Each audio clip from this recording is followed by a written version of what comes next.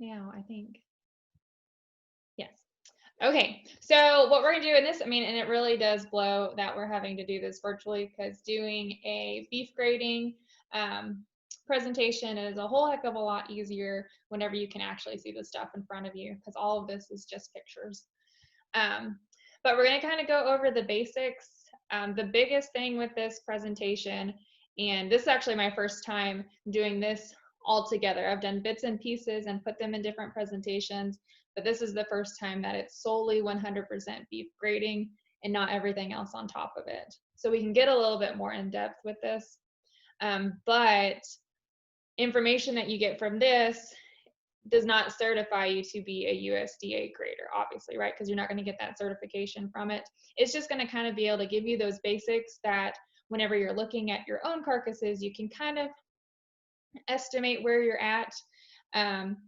There's some resources that I'll kind of show you some examples of too. We've got some here in the office that if y'all need to borrow, you're more than welcome to. I keep them in the Upson office with me, but we'll get into that as well.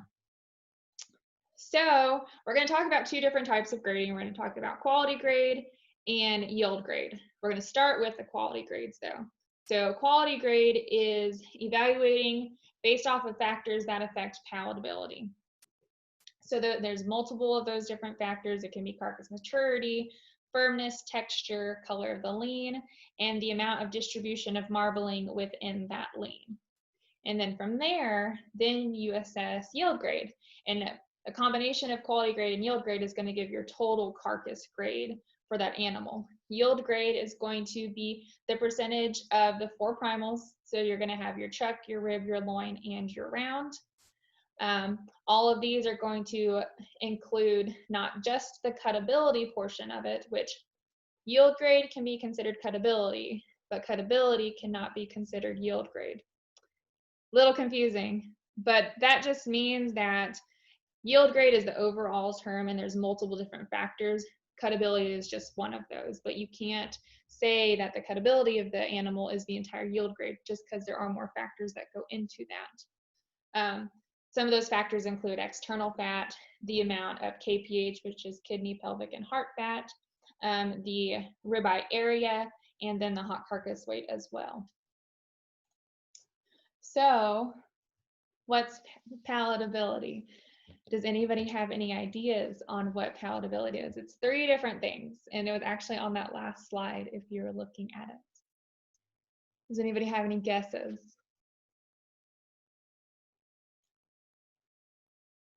Or y'all just gonna listen to me talk?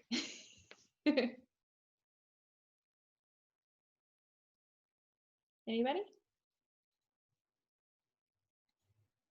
Okay, so palatability is tenderness, juiciness, and how flavorful that the cut of meat is. So those are 3 things that determine that palatability, which just helps determine quality grade. So quality grading. There's different factors to quality grading, and we just talked about those as well.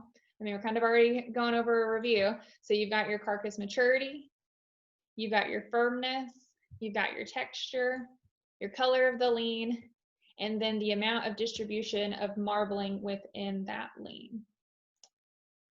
So from quality grading, you've got 8 total grades.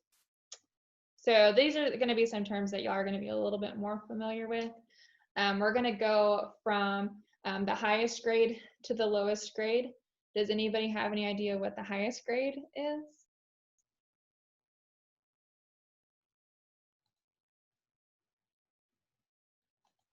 Does anybody want to guess? We just think you're trying to trick us, that's all. No, this one, I mean, this, I can give y'all an example. So Cody Ham says he doesn't have any carcasses that do not reach this grade. Anybody have any idea? So the highest grade is going to be prime, right? Yes. So, so you've got your high prime, your average prime, and your low prime. It's actually broken up into 3 different areas. And I'll talk to you about that in a second. Then from there, after prime, so what grade is right after prime? Choice. Choice, yes. Okay, and then you got your high, your average, and your low. And then right below choice is what? Select. select, and then you've got your high and your low. You don't have an average select. Then what's below that? Bad meat. Bad meat, right? So you've got your prime, your choice, your select, and then standard. So those are going to be kind of, I mean, mainly choice and select is what you're going to see in like the normal retail stores, but it can be a range of all of these from prime to standard. Anything below standard, you're probably not going to see there. But I mean, depending on where you go, there is the possibility. Does not mean that that meat is not going to come back to you. So after standard, you've got commercial, which commercial, like I said, you're probably not going to see at the stores. It could come back to you, or with commercial as well. It could be something that's going into, I don't know, some a fast food chain or something going into ground meat. Commercial and below all depends on the age of the animal is the biggest factor of why they grade that way. So you've got commercial, you've got utility, you've got cutter, and then you've got canner. And so commercial, utility, cutter, and canner are not recognized quality grades for USDA. So what's marbling? Marbling is intramuscular fat. There's two fats that sound very similar. There's intramuscular and there's intermuscular. And I'm actually going to show y'all the difference between them. I've got some pictures when we get down to yield grade. Then marbling is the intermingling of that distribution of fat within the lean. And so I'm going to show you the difference between intra, which is going to be within the lean, and inter, which is going to be around the lean. Graders evaluate that distribution whenever they have ribbed the carcass between that 12th and 13th rib. So it's standard that's been set. You won't ever go into a facility and see a carcass that's been ribbed between like the 4th and 5th or the 11th and 12th. It's always going to be graded between that 12th and 13th. Does every facility rib their carcasses? No, because not all facilities are going to quality grade. And there's a lot of facilities that don't do that here in the state because they've only had a select number of graders. And then degree of marbling is the primary determination of quality grade. So we've got 9 marbling scores that match up with those quality grades. And I'll show you a chart and how they match. But the highest marbling score is going to be abundant. And so think whenever we had the prime, choice, select, all that, you've got your prime, which we had high, average, and low prime, right? So abundant's going to be high prime. And then after that, you're going to have moderately abundant, which is going to be your average prime. Then below that, you've got your slightly abundant, which is going to be your low prime. So anytime you see the word abundant when talking about marbling scores, it's automatically going to be a prime carcass. From there, we move down to choice. So we've got our moderate, our modest, and our small, which is going to be our high, which is moderate, modest is average, small is low choice. Then from there, we go down to slight, traces, and practically devoid. So to determine these marbling grades, the difference between a small carcass and a modest carcass is based off of 100 subunits. So for example, and actually let me stop sharing my screen for a second. I'm going to show y'all.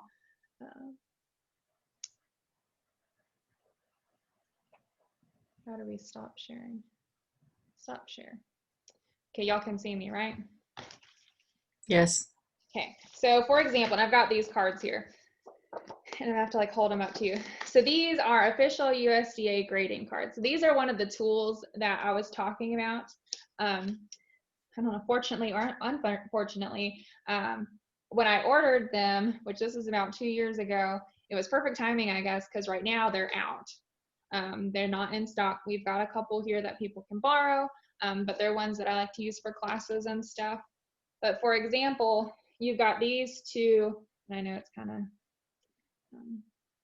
glaring, but you got these two ribeye. Let's do it on this side actually, because it's going to be y'all's left to right.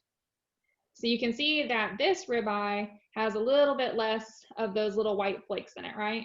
Yes. And then you see this one that has a little bit more. These are both low choice. These are both small considered for their quality grade. But this one is going to be a small 0, which this one is a small 50. So this is the half range between this and then whatever the small 99 is before it turns over to that modest. So there's a pretty big range. I mean, you could look at both of these and somebody might think that this is like low choice and this is average choice. No, these are both actually low choice, and they're not even that close to being an average choice yet. It's only halfway there. So these are some cards whenever we teach like meat judging.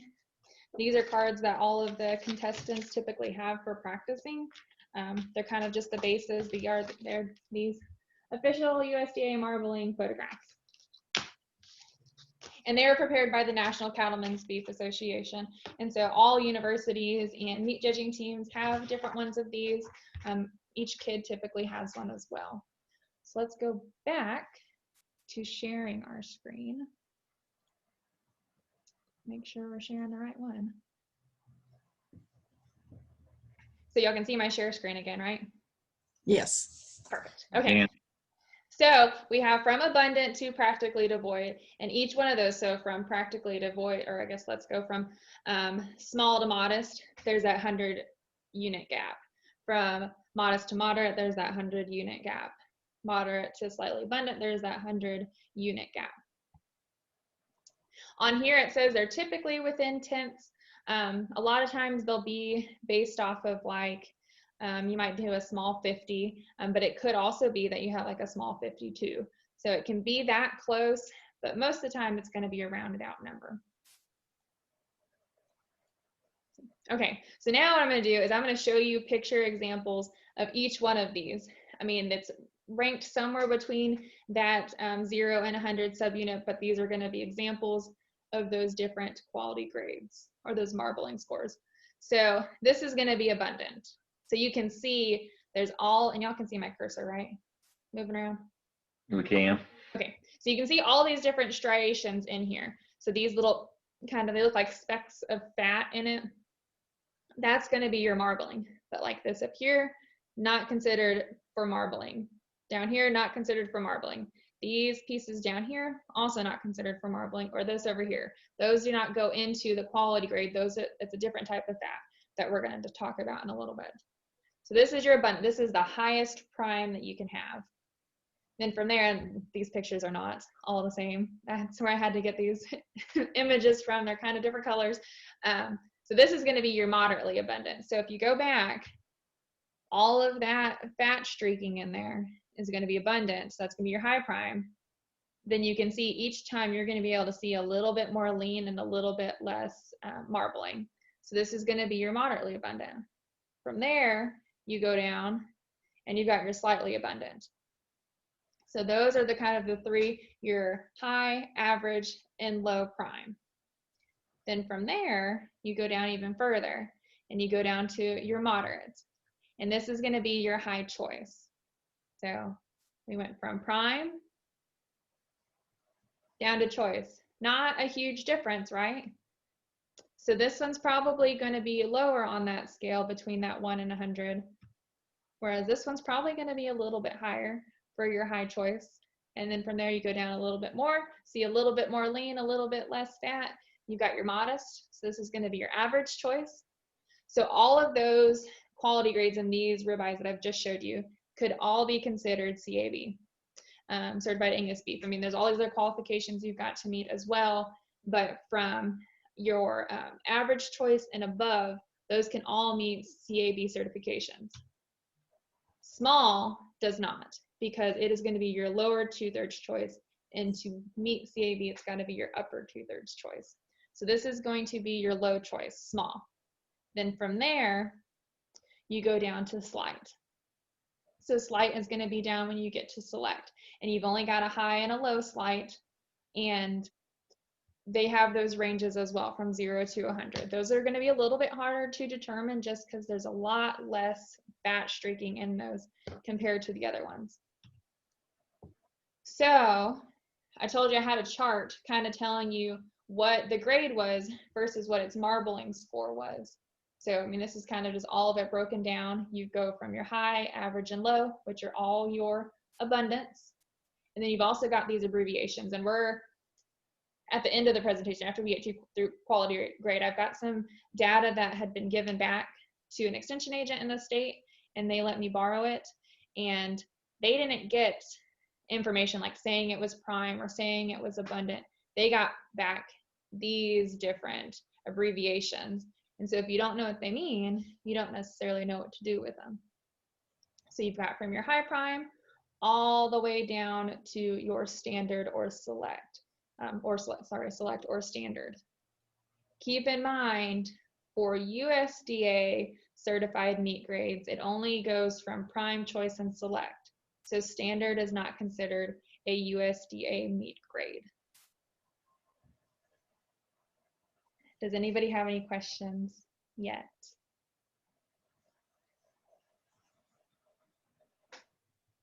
No? Okay. So marbling is not the only factor of quality grade, right? Because we had all those factors that were listed before. Another big factor is maturity. So maturity is not based off of the chronological age, it's the physiological age. So that's going to be looking at different bone characteristics. It's going to look at ossification of cartilage. It's going to look at color and texture of ribeye muscle. So just because an animal is this age in months doesn't necessarily mean that their body is showing it, or their body could be showing a little bit older. So that's how, depending on the percentage of ossification of bone of those thoracic buttons, that can push that maturity to be a little bit older.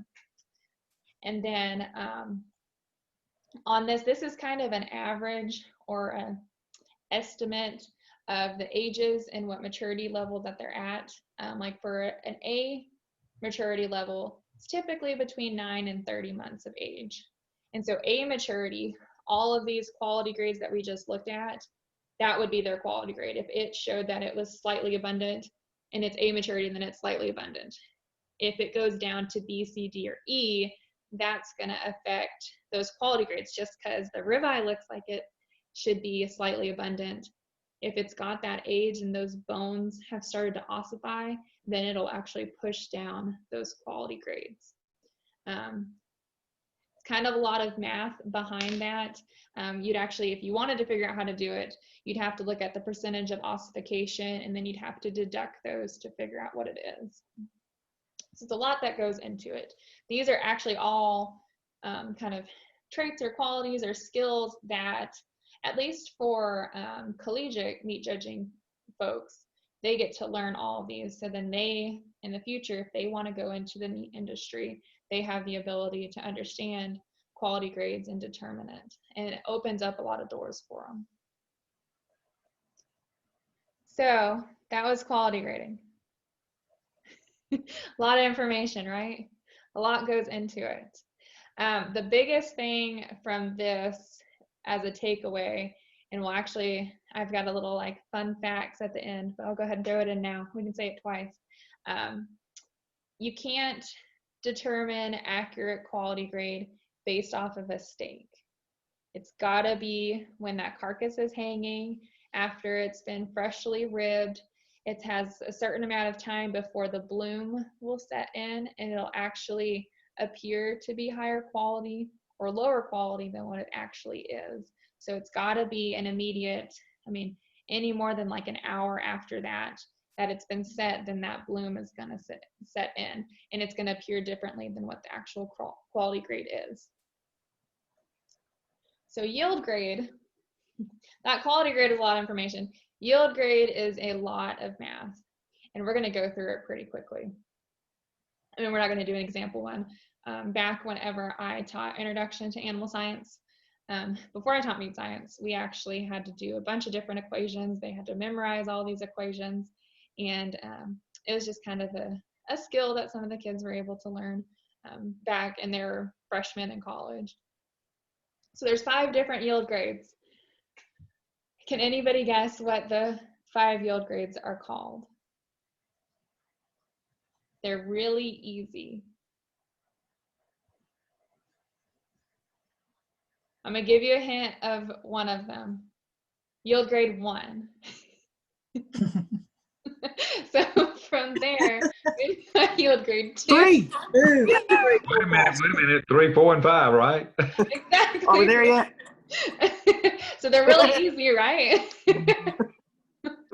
Another trick question. It was a trick question, right? So yeah, yield grade 1 is going to be the trimmest. Yield grade 5 is going to be the fattest, based off of, and this is what we're going to get into, the different types of fat, how to identify it, all that kind of fun stuff. I've got some pictures. But yeah, so I mean, it's pretty easy, 1 to 5, right? And it's all based off of a couple different indicators, but it's all based off of that, mainly the fat thickness, and then you adjust from there. So steps to determining yield grade. So the first step is to determine that fat thickness. I've actually got a picture after this one. But to determine the fat thickness, it's called a probe, and you use it, and you're going to measure that at 3/4 of the length of the longissimus dorsi muscle. So it's going to be 3/4 up the side of the length of the ribeye, because the ribeye is that longissimus dorsi muscle.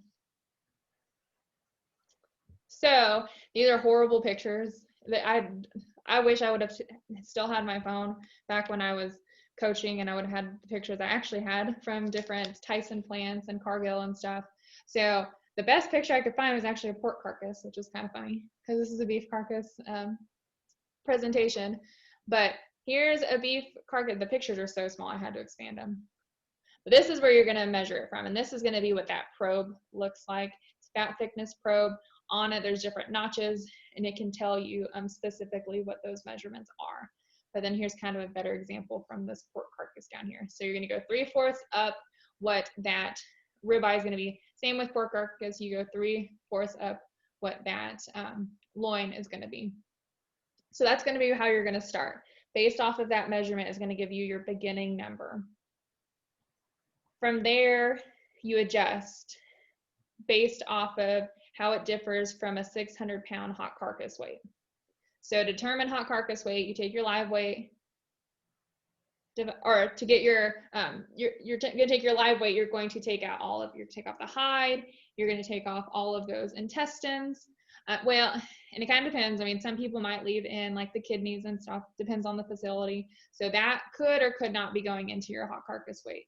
But your hot carcass weight is going to be just the lean, it's going to be the carcass, it's going to be the fat that's on the carcass, and it's going to be the muscles and the bone. All of that is going to be going into that hot carcass weight. Then to determine dressing percentage, you have your live weight divided by your hot carcass weight equals your dressing percentage. But from there, you're going to adjust it. So, I mean, not every carcass is going to be 600 pounds hot carcass weight. So depending on how much it's adjusted, based off of 25 pounds is if you add or subtract to that math equation. From there, you're going to determine your kpH. Your kpH, if it's not at 3.5, then you adjust. kpH is going to be your kidney, pelvic, and heart fat, and I'm going to show you some pictures of what that looks like. Then from there, you adjust based off of that ribeye area, and I'm going to show you a picture. There's actually some tools, especially like with judging facilities, where you can see it's called a grid. Here's some pictures of it. And so it's this little, I actually have some here that I used to use whenever I was coaching. And it's this plastic grid. You take it, you lay it over that ribeye area, and pretty much you're just counting squares and doing the math equation to figure out what that is going to be. So you start at an 11-inch eye, and then you adjust from there. So it's not just 11 inches down, whatever across. It's going to be all of this to create that surface area. And then all of that together combined, once you get all of those different math equations, you add or subtract, that's going to give you your final yield grade. So yield grade based off of cutability, which is the lean, but you got to measure that based off of the fat, right? So we're going to talk about how fat accumulates, and then I'm going to show you where, if you are looking at a carcass, where that would be at. So the way that fat accumulates, we're going to talk from beginning to end. So you're going to have your internal, which is first, and that's going to be your kpH, so your kidney, pelvic, and heart fat. From there, you're going to have your subcutaneous, which runs alongside of the one side of the steak, and I'm going to show you a picture of that as well. You've got your intermuscular fat, which is between the muscles. Then you've got your intramuscular fat, which is inside the muscle, or it's going to be that marbling. So kidney, pelvic, and heart fat. Here's a carcass, here's an example. So this is going to be, which depending on where you're getting your animal harvested at, they may or may not already take this out. Some people take it out hot, some people leave it in because, I don't know why, probably because it adds to that hot carcass weight, makes it a little bit heavier. If they're charging based off the pound for that, or whatever they decide to do, if you want it, whatever. But this is going to be, these are your kidneys. You can kind of see them right here. It kind of looks like that darker brownish red color. Those are going to be your kidneys, but this is going to be your pelvic fat. You've got your kidney fat right down here, and then you've got your heart fat, which is going to be up towards like that girth area of the animal, up in that chuck region. Then from there, we've got our subcutaneous fat. So this one down here, you can tell, that one's got a pretty good amount of that fat on there. This other one, this prime cut up here, you can tell this one has been trimmed down. So they had more fat, because fat is not going to accumulate and have those clean edges like that. It's going to be rounded off, just like a carcass is going to be. So this one's been trimmed, so you wouldn't use this. You want to go from the original when determining that yield grade. If you trim it, then you're going to alter those numbers. Then from sub-Q, you've got your intermuscular fat, which is between these muscles, and you can see, it's where these red arrows are at. So anything that is in between muscles, so there, this fat down here, this fat in between those muscles, that's your inter, whereas your intra is going to be all of those little streaks that are throughout that muscle. So our fun facts, just to kind of remind you that carcasses are ribbed between 12th and 13th ribs, right? And then quality grade is most accurate when looking at it fresh, not frozen. Can you kind of estimate from a steak that, like, say somebody went to a facility, they got their steak, was not frozen, and they brought it back and asked me to grade it. I could give them an estimate of what I think it could be. Doesn't mean it's going to be accurate though. But if you freeze a carcass, so a lot of places, you'll fill out your cut sheet, they'll do the harvest process, they'll hang it, they'll fabricate it out, and then they freeze it so that it comes home. And it's kind of like a rock, it's pretty frozen. After it's been frozen, that quality grade is not going to, you're not going to be able to determine it because of the different elements that it's been in. It's going to affect the way that it looks. So this is the carcass data that I was talking about. And I just took out the main information. So we've got 10 carcasses on here. I went and picked out and kind of labeled what their quality grades would be. And these are going to be their marbling scores. So this is the information under where it says marb. That's the information that was brought back to the producer. So you've got your AB 24. So it's within that 100 unit range, right? And so this one's an AB 24. So it's gonna be prime, but is that gonna be high prime, average prime, or low prime? Y'all remember? So if it's AB, it means abundant. Have any guesses? Abundant's gonna be the highest, right? So abundant is gonna be high prime. Then let's go down to this one that says slab right here, number 6. So it's a slab 19. So that's going to mean slightly abundant. So would that be high, average, or low prime? Wouldn't that be average? It'd be low prime. So it goes abundant, then moderately abundant, then slightly abundant. Okay. Yeah, so it's going to be low prime, right? And so with this one being a slab 19, it's really not that much higher than what a high choice would be, because it's only those 19 unit points above it. Let's go and look at number 2. So it's a small 42, or small 41, sorry. Is that one going to be high choice, average choice, or low choice?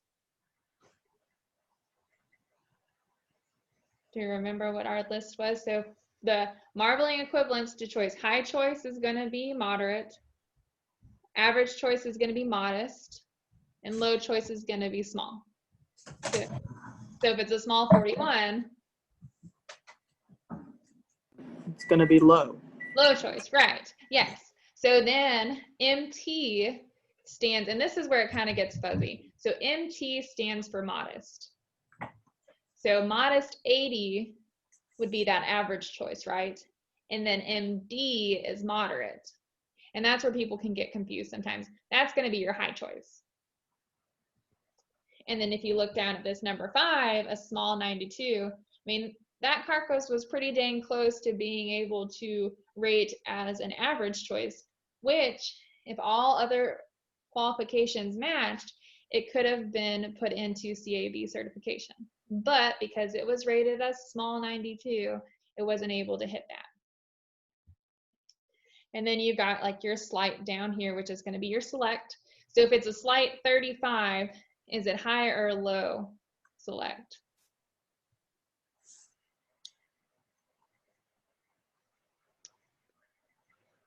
So for select, wait, go again? You go ahead. You're scaring me. so for select, you have either your high slight or your low slight. You don't have an average.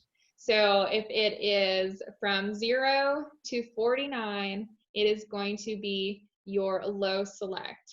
If it is 50 to 100, it's going to be your high select. So carcass number 7 is going to be high select, whereas carcass number 8 is going to be low select. Isn't that what I said? Yeah, exactly. And then you get down here, you've got your modest again, and then this one, your small 02, that one almost got pushed down to select, which, this is kind of a whole nother thing, but there's this thing called a choice select spread. It can determine how much money you would get based off of your carcass and your meat. If it rates select, you would actually get less income or less profit than if it's rated choice. So that one's pretty much right on that line. I mean, if it went small 0, I mean, that's right on the line, but anything less than that, then it would have that kind of reduction in profit margins for it, potentially. Okay, so now this one I need y'all to participate in. We've got a class. We're going to place these. We're going to say which one's the best, and we're going to rate them from first place, second place, third place, and fourth place. We're just, imagine this is like a show or something, and you've got 4 animals in here. Well, this is after these animals have been put on the rail. So they went through, did their show, left the show, were taken care of, and then now they're on the rail, and we're going to place them. So going based off of marbling, because the rest of it, we're just going to assume all of these are A maturity, all that kind of stuff. So on here, for our marbling, which one would be the best choice? Would it be 1, 2, 3, or 4, based off of marbling? 4. 4, right? Because it's the slab 66, so that's going to be slightly abundant, which means prime. So then which one would be next?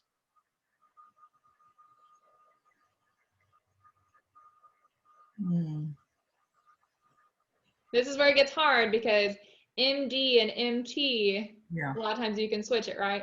Because it means just kind of, the names are so similar. So next we would want the one that is going to be our moderate. So which one is that? 2. 2, right? Yeah, so we'll go from our slab to our moderate. So 4 is going to be number 1. Carcass 2 is going to be in second place. Then from there, 3. carcass 3, and then we'd have carcass 1. So we would place the class 4, 2, 3, 1. Just based off of marbling scores, which you never know. In the ring, so say we have these, which, I mean, these are just numbers I made up and put them together, but for these animals, they could be in the ring and they could have placed completely opposite. They could have had animal number 1 as first. It could have been 1, 3, 2, 4. This is just based off of that carcass data. So do we have any questions?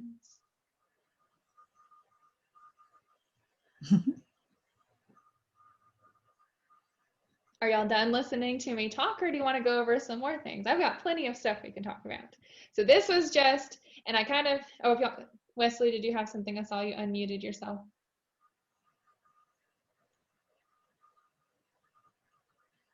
Maybe not. So this is just going over quality grade and yield grade. Does anybody have any questions? Hey, good job as usual. A lot of information, but what I'm also going to do is I record it, and let me go ahead and